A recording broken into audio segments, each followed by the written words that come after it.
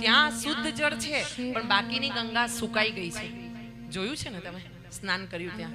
હા, જે ગંગા 12 ને 4 મહિના વહેતી રહે એ ગંગા હવે ધીરે ધીરે લુપ્ત થતી જાય છે. આ કળિયુગનો પ્રભાવ છે. એમ કહેવાય છે કે આગળની આપણી પેઢીને કદાચ ગંગાજીના દર્શન થાય કે ન થાય પછી. હા, એટલે આપણે ધન્ય ભાગ છે કે આપણે ગંગાજીના દર્શન હરિદ્વારમાં કર્યા છે, બધા ઘાટ પર, અહીંયા પ્રયાગમાં પણ કર્યા અને અહીંયા કાશી વિશ્વનાથ પણ દર્શન કર્યા. આવો ભીમશંકરના સ્થાન પર જઈએ. આસામમાં ગૌહતી પાસે ભગવાન બિરાજમાન થયા છે. સહ્યાદ્રી પર્વતમાળામાં ભીમા નદીના કિનારે ભગવાન ભીમશંકરનું જ્યોતિર્લિંગ છે. આ ડુંગરાળ પ્રદેશ છે, એકદમ નિર્જન છે. હવે ધીરે ધીરે વિકાસ થયો છે પણ એટલો નથી થયો.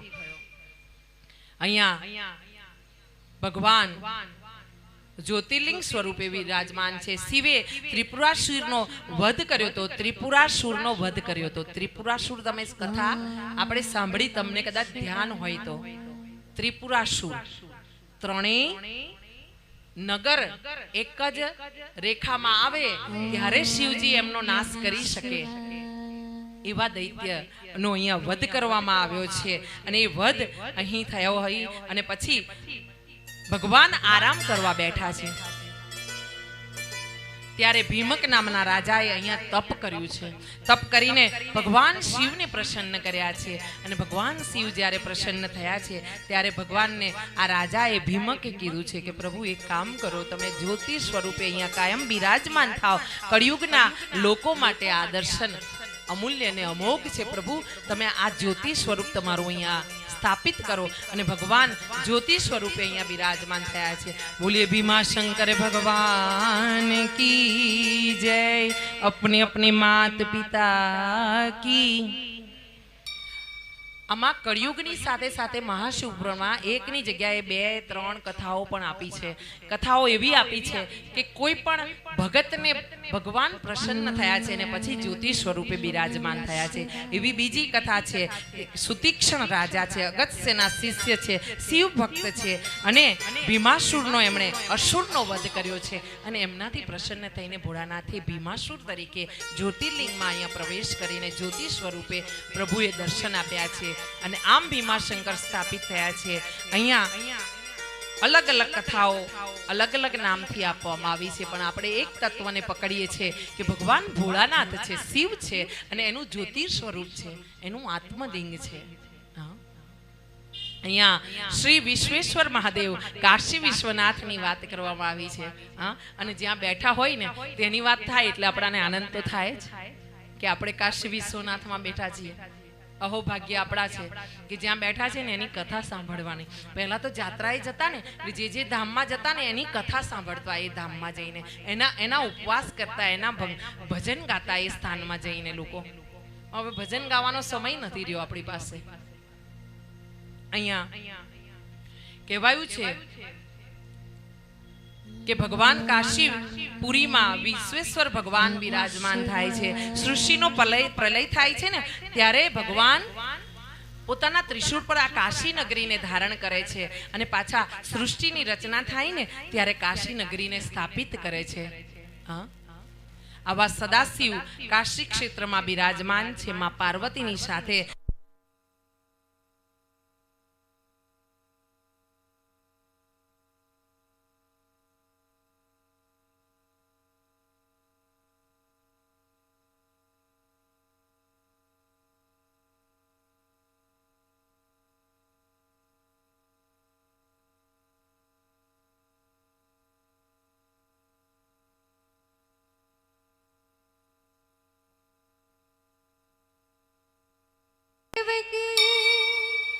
શ્રી ગંગા મૈયા હનુમાનજી મહારાજમાં ચરણોમાં અર્પણ કરીએ અને હનુમાનજી મહારાજને કહીએ, આપણા કષ્ટ ભંજન એવા સાળંગપુર નરેશને કહીએ કે પ્રભુ યાત્રા બહુ કઠિન છે, તમે હાજવી લેજો. હે દુઃખ ભંજન मारुति नंदन सुन लो सुन लो सुन लो ना बाबा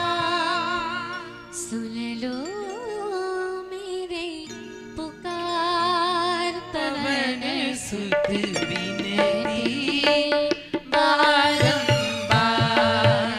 પવન સુત વિનતી બારંબાર ગાઈએ है दुख भंजन मारुति नंदन सुन लो मेरी पुकार पवन सुत विनती बारंबार पवन सुत વિનતી બારંબાર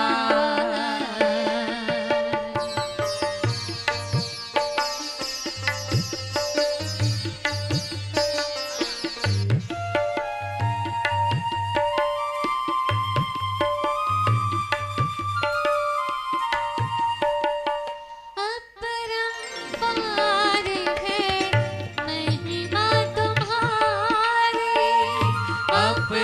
अपरंपार है महिमा तुम्हारी तुम पर दीजिए अवध बिहारी तुम पर दीजिए अवध बिहारी अवध बिहारी बाबा अवध बिहारी अवध बिहारी बाबा अवध बिहारी राम भक्त मोहे शरण मिलीजे राम भक्त मोहे शरण मिलीजे कर दुखों से पार पवन सुत विनती बारंबार पवन सुत विनती बारंबार